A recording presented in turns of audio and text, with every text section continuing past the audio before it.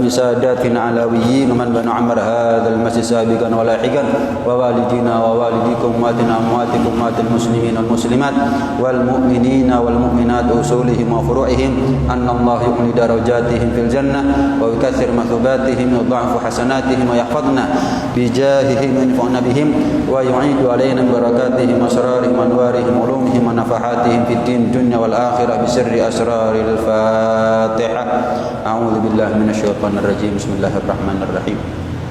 الحمد لله رب العالمين الرحمن الرحيم مالك يوم الدين اهدنا الصراط المستقيم صراط الذين أنعمت عليهم. بسم الله الرحمن الرحيم. الحمد لله رب العالمين وأشهد أن لا إله إلا الله وحده لا شريك له شهادة ندخرها ذخيرة ليوم الدين. وأشهد أن سيدنا محمدا عبده ورسوله أفضل الأنبياء وسيد المرسلين.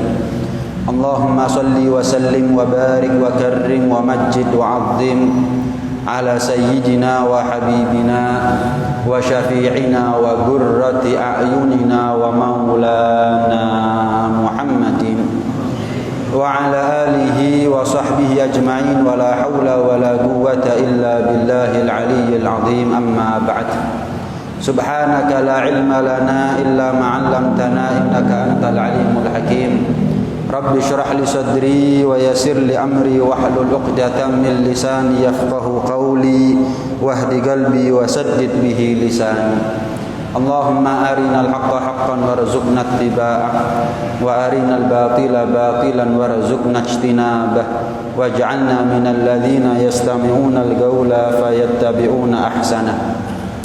نويت التعلم والتعليم والتذكر والتذكير والنفع والانتفاع والإفادة والاستفادة والحث على التمسك بكتاب الله وسنة رسوله والدعاء إلى الهدى والدلالة على الخير ابتغاء وجه الله ومرضاته وقربه وثوابه سبحانه وتعالى. وصلى الله على سيدنا محمد وعلى آله وصحبه وسلم. الحمد لله رب العالمين. Assalamualaikum warahmatullahi wabarakatuh. Alhamdulillah thumma alhamdulillah. Banyak kita bersyukur kepada Allah Subhanahu wa taala atas segala limpahan nikmat, anugerah dan karunia yang telah Allah berikan kepada kita semuanya. Termasuk di antara sekian banyak nikmat yang Allah berikan kepada kita dan nikmat bagaimana Allah sampai detik ini, sampai ada di malam hari ini masih sudi dan berkenan untuk memanjangkan usia kita, bukan hanya sekedar panjang tapi juga dalam keadaan sehat, bukan hanya sekedar sehat tapi juga afiat, bukan hanya afiat tapi juga kita mendapatkan nikmat taufik, nikmat hidayah sehingga umur ini bisa kita syukuri dengan taat.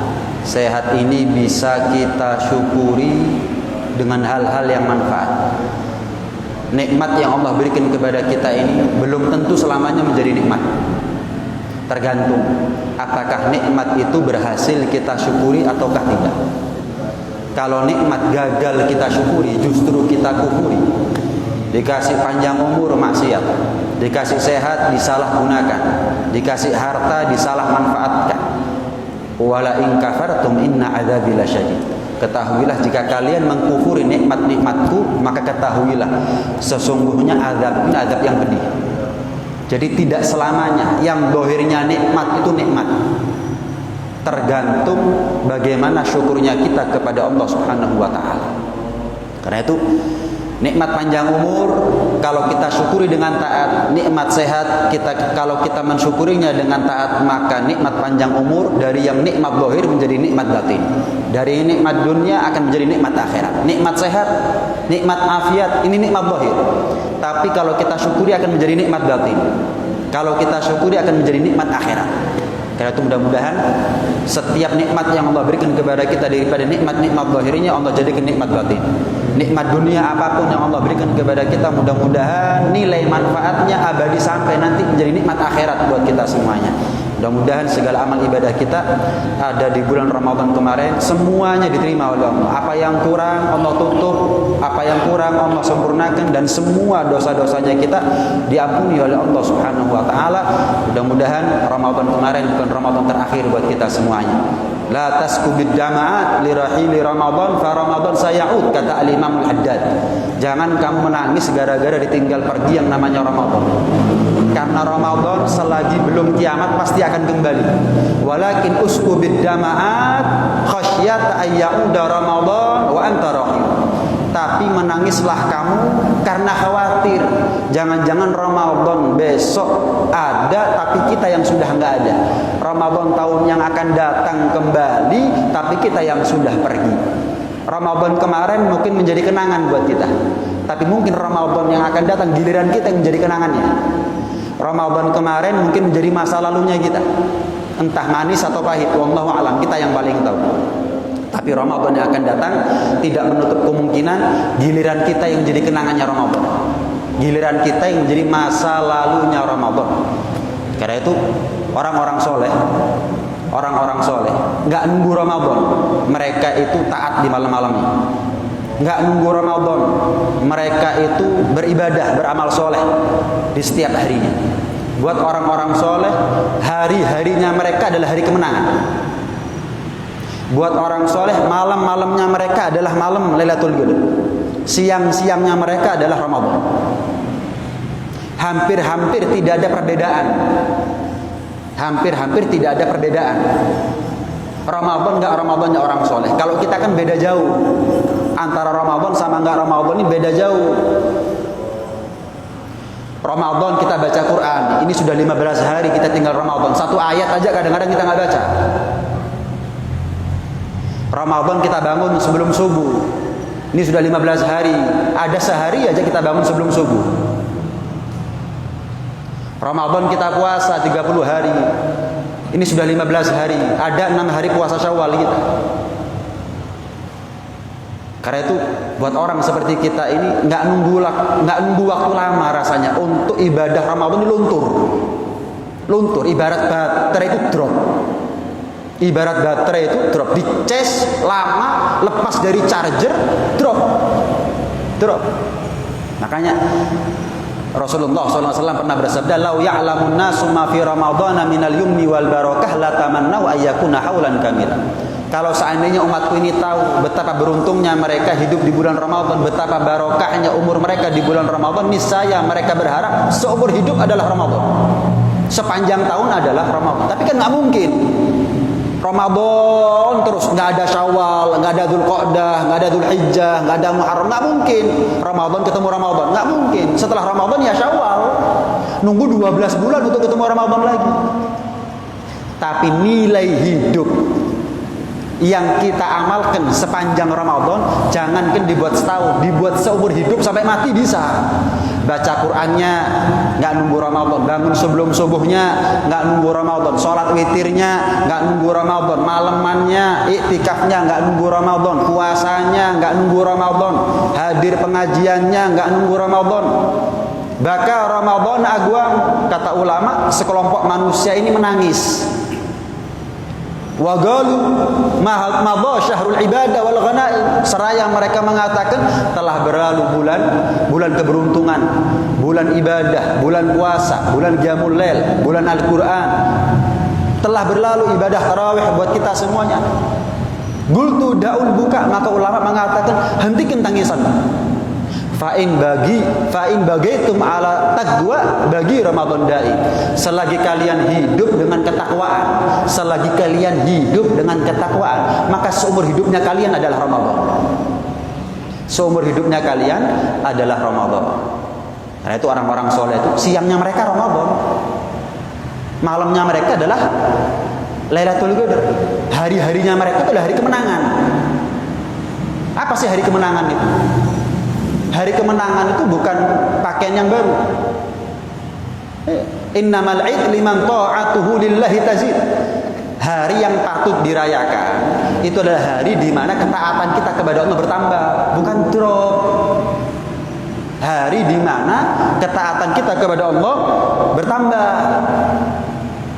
Laisal id liman tamatta'a bisyahawati wal ladzat. Bukanlah hari kemenangan itu hari di mana kita bersenang-senangan dengan nafsu, bersenang-senangan dengan syahwat, pelampiasan, qadha semuanya. Enggak. Makan siangnya qadha, wah, pelampiasan deh. Innamal id liman huddilat sayyi'atuhu hasanat.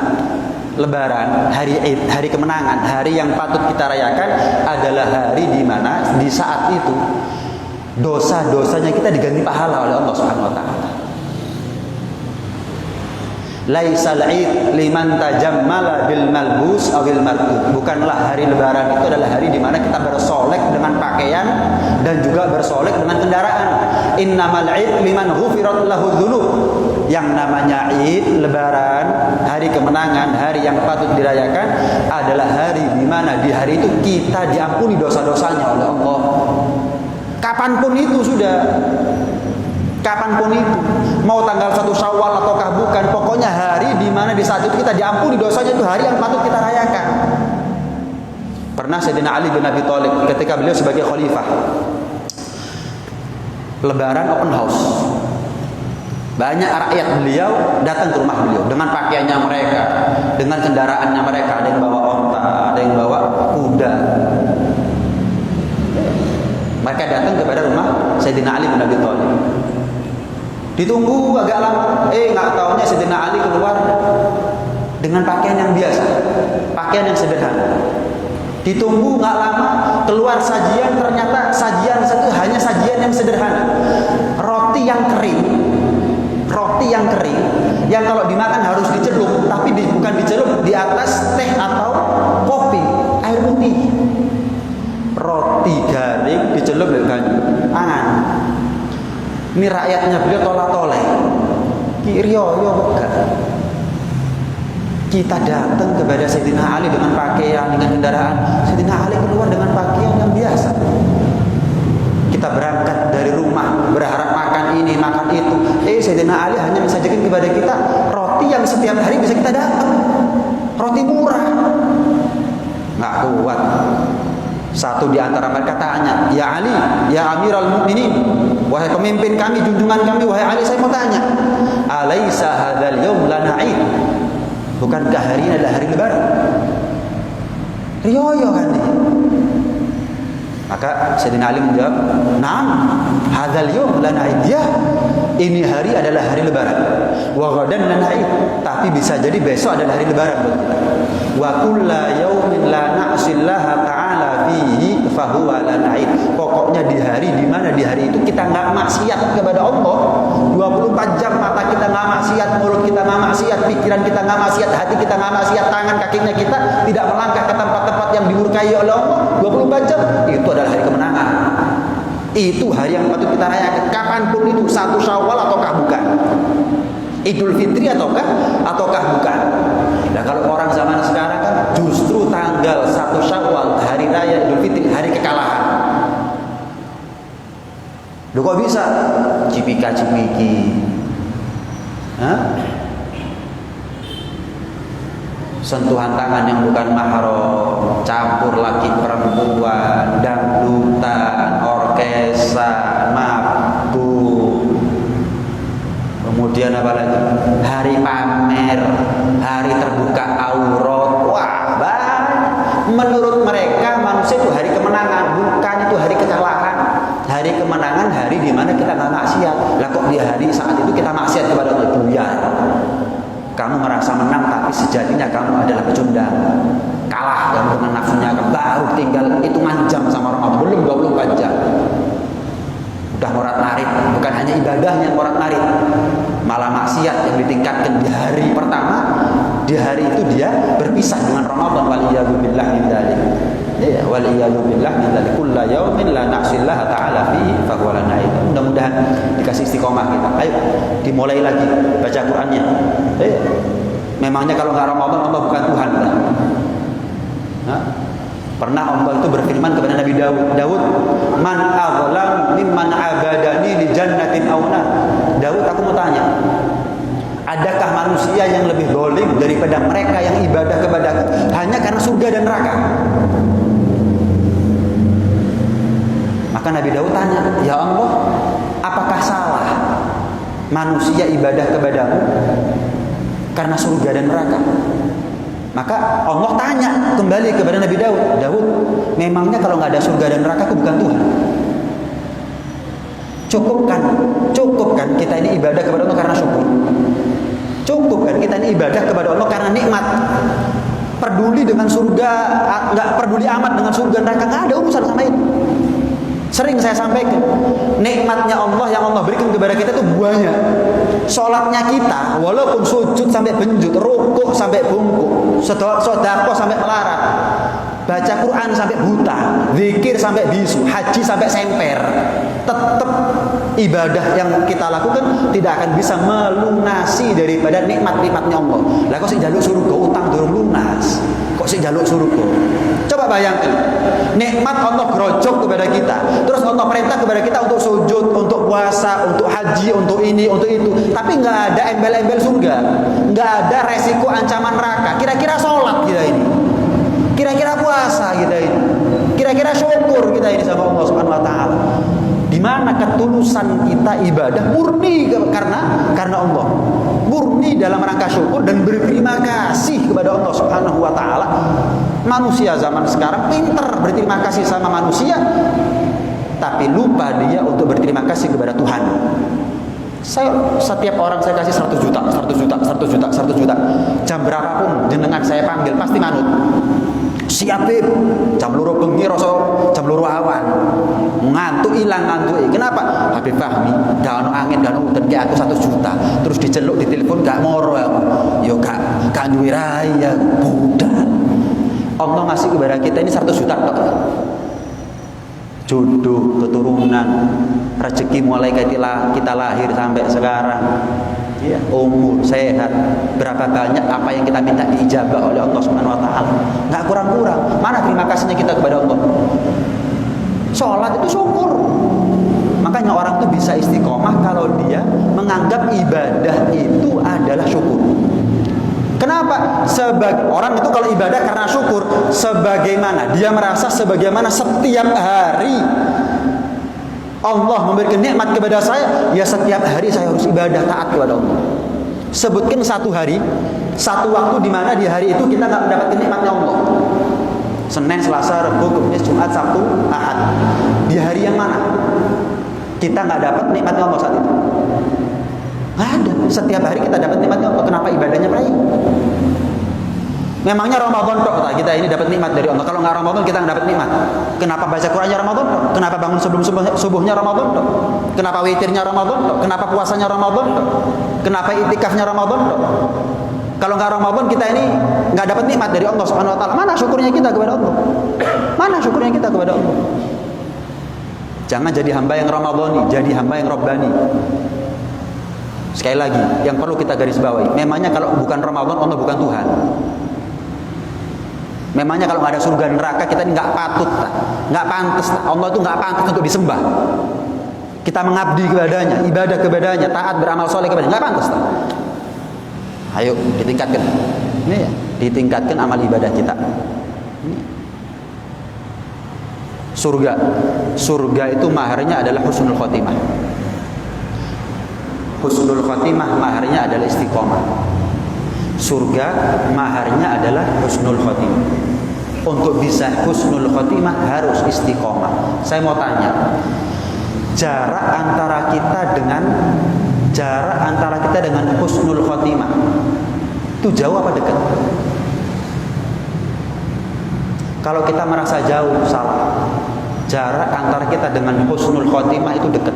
Kok bisa, Bib? Saya mau tanya, rumahnya kita dengan masjid jauh apa dekat?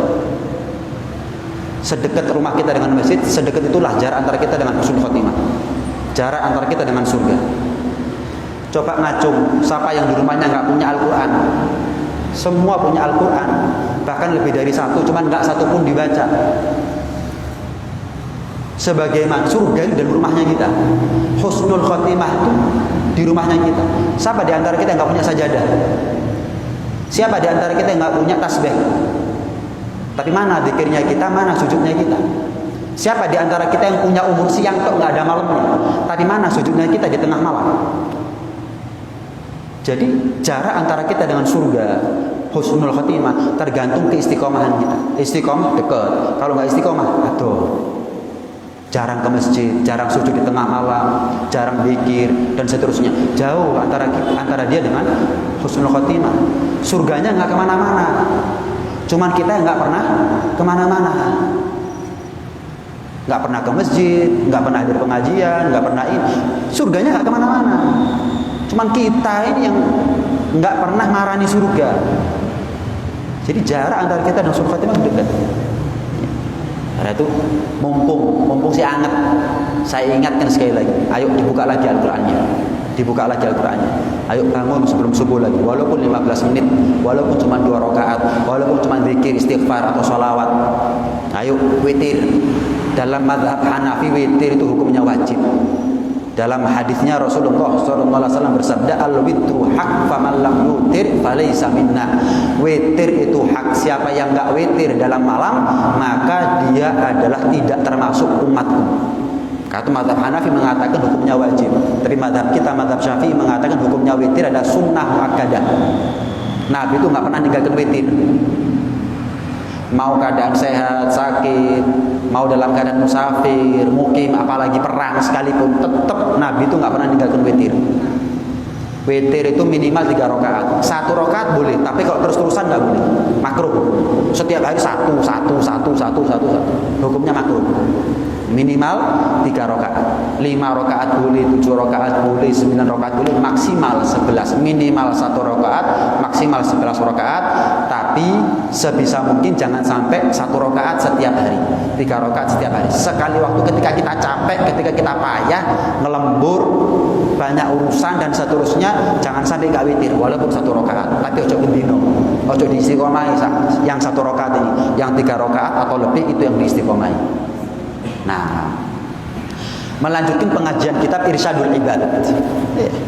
Melanjutkan pengajian kitab Irsyadul Ibad. Syekh Zainuddin Al-Malibari radhiyallahu taala anhu wa arda meriwayatkan sebuah hadis. Yang hadis ini hadis yang masyhur. Hadis yang sering kita dengar, bahkan banyak di antara kita yang mungkin menghafal. Hadis ini adalah rawas Syaikhan Al-Bukhari wa Muslim. Hadis yang diriwayatkan oleh Al-Imam Al-Bukhari dan juga Al-Imam Muslim. Al-Imam Muslim ini muridnya Al-Imam Al-Bukhari. Al-Imam Al-Bukhari punya guru 1080 guru. Bayangkan. Ya apa ngaji? Guru ini saya. Muridnya enggak kurang dari 100.000 murid. Di zaman itu, di zaman saya kira saya kebantu YouTube, kebantu Instagram, iku sing teko loro, telu, papat. Di zaman itu muridnya 200.000, 100.000, enggak kurang dari 100.000. Gurunya 1.080. Coba kita tanya sama diri kita, gurunya kita berapa? Murid kan kadang anak dhewe kudu murid kadang-kadang. Mestinya orang tua itu menjadikan anak sebagai ladang dakwah, minimal dengan keteladanan, contoh, suri tauladan. Enggak harus dakwah dengan lisan, bahkan dakwah bil hal, dakwah dengan adab, dengan akhlak, dengan praktek itu lebih nyampe kepada anaknya kita daripada nasihat. Kenapa? Nasihat itu teori. Kalau jenengan merasa saya nggak punya teorinya, jenengan bisa praktek di hadapan anak. Itu yang paling penting, daripada ngasih nasihat tapi nggak ada praktek, mending ngasih praktek tapi nggak ngasih nasihat. Kenapa? Sebaik-baiknya nasihat adalah praktek. Anak itu lebih mudah niru apa yang dilihat daripada apa yang didengar. Secara psikologi, anak atau siapapun di antara kita lebih mudah niru apa yang kita lihat daripada teori yang kita dengar. Daripada teori yang kita dengar. Muridnya Imam Bukhari ada 100.000. Di antaranya adalah Al-Imam Muslim. Al-Imam Muslim. Al-Imam Al-Bukhari ini pernah dites. Pernah beliau itu datang ke kota Baghdad. Imam Bukhari bukan orang Arab. Beliau lahir di daerah Bukhara. Bukhara ini kalau sekarang Uzbekistan, pecahan Rusia, pecahan Soviet. Sekali waktu beliau datang ke kota Baghdad. Ketika beliau ada di kota Baghdad, maka para ulama saat itu mau ngetes keilmuan daripada Al-Imam Al-Bukhari. Imam Bukhari ini usia 10 tahun hafal 7.000 hadis. 10 tahun hafal 7.000 hadis. Beliau itu termasuk orang yang kalau baca, sekali baca hafal. Memang orang pilihan untuk jaga hadisnya Rasulullah SAW. Wah, terkenal nih Imam Bukhari, terkenal akan hafalannya. Maka ulama-ulama Baghdad nyoba ngetes Imam Bukhari. Ayo dites Bukhari. Apa benar sih dia itu hafal sekian ribu hadis? Ayo kita tes. Setiap orang mengumpulkan 10 hadis dari 10 ulama. Jadi total ada 100 hadis. Yang mana setiap hadis sanadnya anfulan sampai kepada Rasulullah diorat-arit, dirandom, diacak. Yang mestinya A, B, C, D, E sampai Rasulullah ini enggak C ke B, dari B ke A, dari A ke E ke diacak. 100 hadis. Datang Imam Bukhari. Disidang dalam tanda kutip. Ulama yang pertama, Bukhari, disebutkan bahwasanya fulan mendengar hadis dari fulan, diacak, ngetes bahwasanya Rasulullah pernah bersabda ini. Apa jawaban Imam Bukhari? Saya nggak pernah tahu hadis itu. Orang-orang sudah mulai ragu. Baru ditanya pertama kali, kok sudah jawabannya karu. Orang sudah ngeledek, ini jarane hafal. Tapi ada orang yang peka. Kenapa? Lo kan memang diacak. Berarti kan ada kemungkinan jawaban Imam Bukhari itu betul. Kalau sesuai dengan riwayat yang Anda sampaikan, saya nggak kenal. Kenapa? Riwayat itu nggak betul. Sampai singkat cerita, semua ulama 100 hadis menyampaikannya. Subhanallah, Imam Bukhari setelah semuanya selesai 100 hadis, kembali kepada imam yang pertama, ulama yang pertama. Kamu bilang hadis yang pertama begini. Yang betul itu dari fulan ke fulan, dari fulan. Walaupun yang salah dihafal. Sekali dengar itu. Pisan kerumut. Kamu tadi bilang begini. Dari fulan. Keliru. Yang betul begini. 100-100-nya dikoreksi. 100-100-nya diteliti. Baru orang-orang tercengang. Iki Bukhari temenan deh. Ini dan Imam Bukhari itu beliau itu mendapatkan hadis 600.000 hadis. Tapi yang beliau cantumkan ada dalam kitab Bukhari-nya cuma 7.000 sekian hadis. Atau 6.000 sekian hadis. Dan beliau itu setiap mencantumkan hadis yang ada pada kitab Sahih Bukhari, beliau selalu mandi dan sholat 2 rakaat. Setiap hadis. Lah kalau 7.000 hadis itu pirang rakaat? Kita ini belum tentu hadir pengajian punya wudu. Ini adus wudu sholat 2 rakaat baru tulis hadisnya. Dari 600.000 yang kepilih cuma 7.000 atau 6.000 sekian atau 7.000 sekian. Bayangkan. Makanya dikatakan oleh ulama, saking selektifnya Imam Bukhari, tidak ada kitab yang paling sahih setelah Al-Quran kecuali Sahih Bukhari. Kenapa selektif? Dari 600.000 difilter, disaring, garing 6.000 itu 7.000. Bukan sembarangan kalau filter, tapi betul-betul ya, pernah diceritakan Imam Bukhari itu dengar. Jadi Imam Bukhari itu mengumpulkan atau membuat karya Sahih Bukhari itu 16 tahun namanya. 16 tahun. Keliling dari satu negeri ke negeri yang lain. Diceritakan ada seorang ulama yang Imam Bukhari dengar bahwa ulama tersebut punya hadis yang musalsal, artinya sambung sampai kepada Rasulullah SAW. Wah, ini patut dicari. Patut diambil ilmunya, diambil hadisnya dari negeri ke negeri, bukan dari rumah ke Darussalam, dari negeri ke negeri. Mekah pernah, Madinah pernah, Mesir pernah, Baghdad pernah, Hijaz. Oh, keliling sudah 16 tahun. Habis umurnya untuk hadis. Ketika sampai di negeri ulama tersebut, ternyata ulama tersebut sedang angon kuda, sedang menggembala kuda. Kebetulan kudanya berontak, kudanya melayu, kudanya lari. Maka ulama tersebut menjulurkan surbannya, seolah-olah ingin memberikan makan, seolah-olah ingin memberikan makan. Dilihat dari jauh sama Imam Bukhari. Ternyata kuda itu menghampiri ulama tersebut. Ternyata ulama nggak ngasih apa-apa, mengi-mengi dong. Didatangi sama Imam Bukhari. Kamu tadi saya lihat dari jauh, seolah-olah kamu ini mengiming-imingi kudanya kamu untuk memberi sesuatu, tapi ketika datang kudanya kamu kok kamu nggak ngasih apa-apa. Iya tak gorowi, kesel lah. Lek mau berjaran ya pasti kalah. Ya jaran ini tak akali ya. Oh, kamu betul ulama yang namanya Fulan bin Fulan. Ya betul, saya ulama yang namanya Fulan bin Fulan. Apa betul kamu pernah dengar hadis dari Nabi, dari Fulan bin Fulan, dari Fulan an Fulan sampai kepada Rasulullah bahwa hadisnya begini? Betul. Maaf saya nggak jadi ambil hadis dari kamu.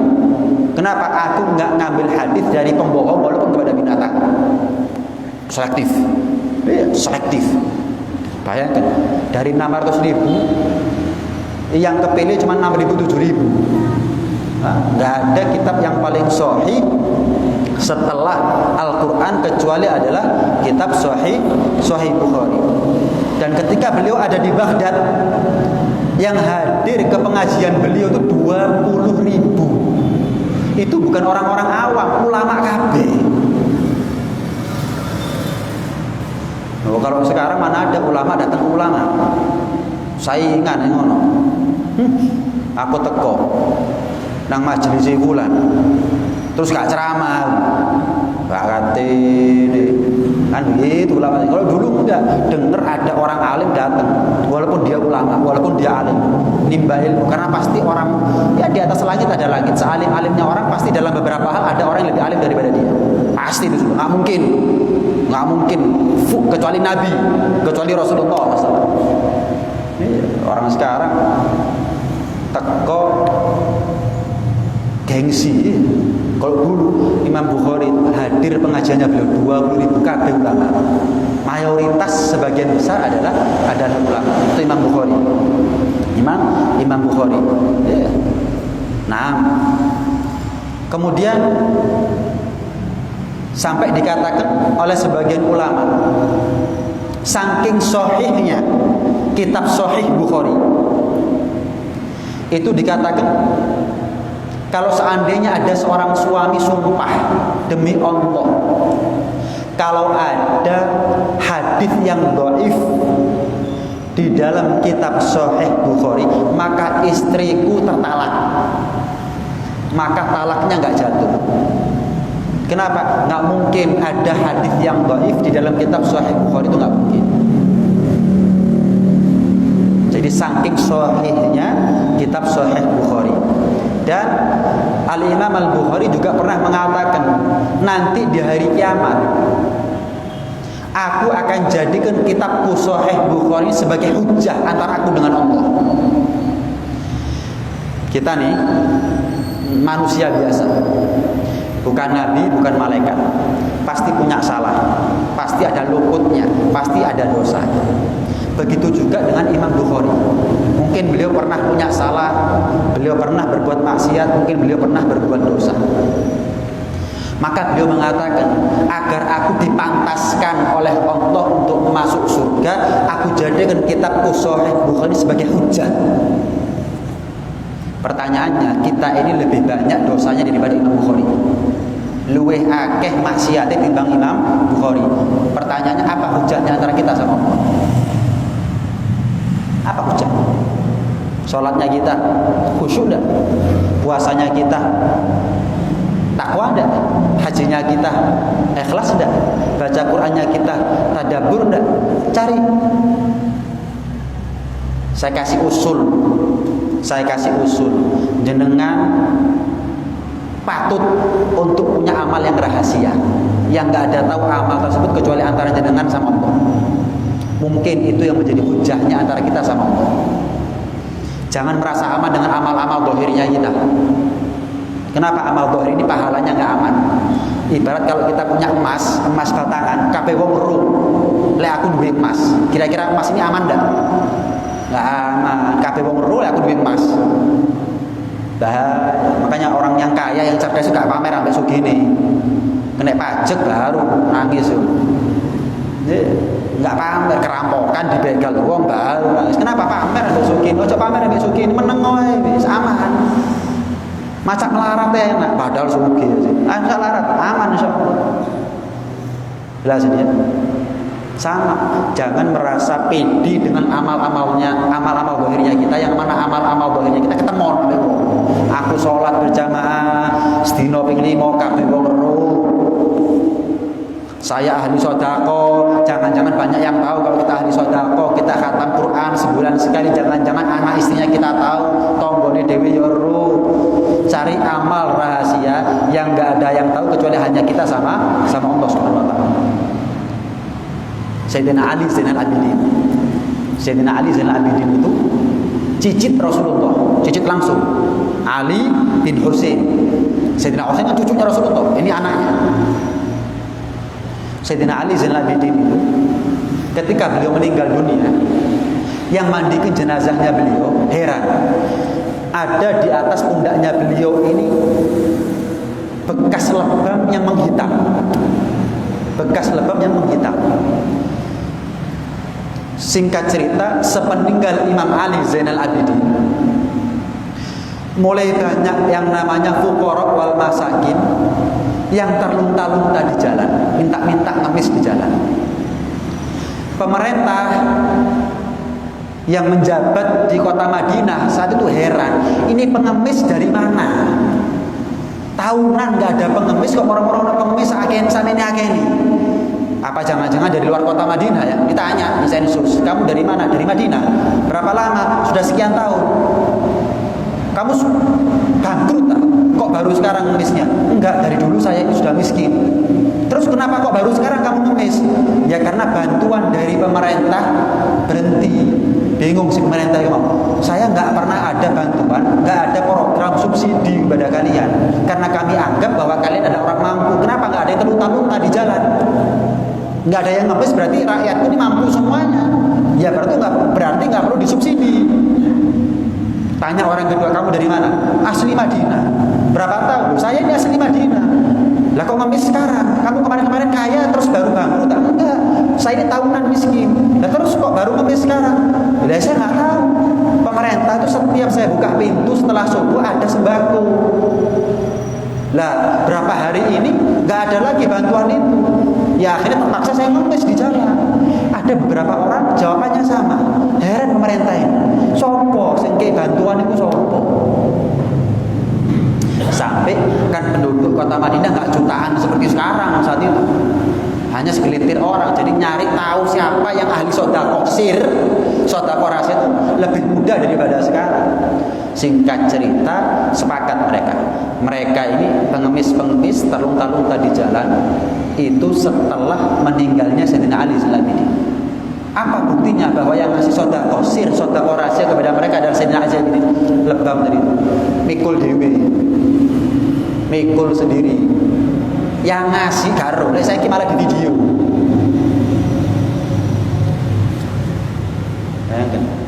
Bayangkan jenengan sedekah, tapi dikira bukan jenengan yang sedekah. Apa gelap? Aku lho padahal sing kei. Sayyidina Ali Zainal Abidin tahunan meneng. Mereka mengira yang ngasih pemerintah, meneng. Terbongkar setelah matinya, aman. Ketemon setelah meninggalnya, wafatnya, aman. Gak kopong ganjarannya. Coba ketemon kapan urip, kurang mesti aman. Nah kalau kita gak usah ketemu, didudu no. Loh Beb, ini saya konten YouTube sodako ini biar ngasih inspirasi, ngomong kerja, ojo ngomong inspirasi. Kon ngetono duit piro untuk duit piro. Ojo ngomong kerja. Nanti pembahasan masalah niat. Pertemuan yang akan datang kita bahas masalah niat. Loh Beb, apa nggak boleh Beb? Saya punya konten YouTube Beb. Iya, saya sodako jutaan, puluhan juta, ratusan juta, bangun masjid, bangun ini, bangun itu, niatnya ngasih inspirasi Beb. tapi di sisi yang lain juga ada niatan duniawi. Nanti kita bahas. Ada pembahasannya. Ada khilaf di antara ulama. Apakah batal ganjarannya? Apakah batal pahala? Kita bahas Senin yang akan datang. 2 kali Senin yang akan datang. Pengajian ini setiap Senin pertama dan Senin ketiga. Iya. Senin pertama dan Senin ketiga. Orang sekarang kan sok-sok dakwah, asli di kerja. Kalau kita bukan konten YouTube ya, kita diamanati orang untuk disodakoh. Boleh kita ambil foto video boleh, cuman kalau bisa yang pertama izin sama yang difoto. Yang kedua kalau bisa di blur mukanya. Yang penting kan tanggung jawabnya kita. Sebetulnya nggak harus gitu juga, tanda tangan juga cukup, atau fotokopi KTP juga cukup. Jadi nggak kabeh wong ero. Kan malu ya, coba bayangkan jenengan dibantu orang terus difoto ya apa kira-kira ngenes gak? Ngenes ya wong larat zaman saiki kudu ro sak dunya padahal sing nulung ya mek wong siji sing liyane mek saken sing nulung wong siji tapi sak dunya ro lek larat lho kan begitu. Coba dibalik, sebelum berbuat sesuatu pikir matang-matang lek aku dikono ya apa gak ngenes. Nah, itu caranya. Adab itu penting. Adab itu di atas ilmu. Ilmunya sih nggak apa-apa, cuman adabnya nggak pas. Ini untuk bukti pertanggungjawaban KTP so. Kalau KTP masuk KTP umum loh kan nggak mungkin. Tapi kalau video masuk ke YouTube, saya nggak kenal loh, saya nggak nolong ya loh. Gitu loh. Lah keluarganya gimana? Keluarganya kita bantu gimana perasaannya? Anaknya, istrinya, dulure, kan begitu. Ngefeknya kemana-mana, itu penting ya. Terutama anak-anak muda ini kan sering mulai sekarang ya latah dalam urusan yang positif nggak ada masalah.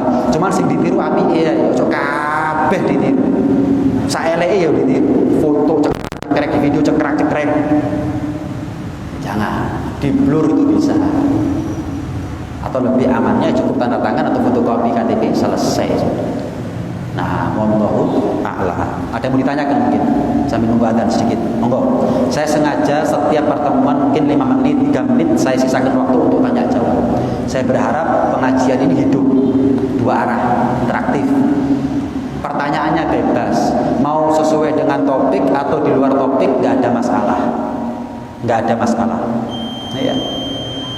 Monggo. Sholat witir.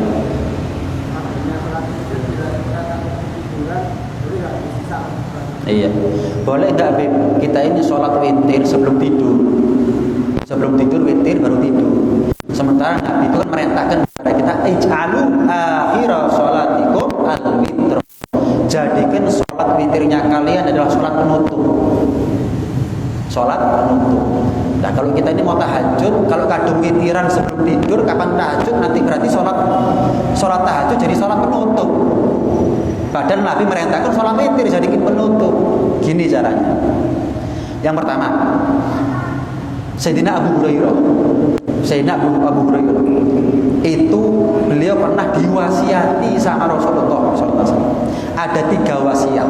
Salah satunya adalah wahai Abu Hurairah, sholatlah kamu sholat witir sebelum kamu tidur. Sholatlah kamu sholat witir sebelum kamu tidur.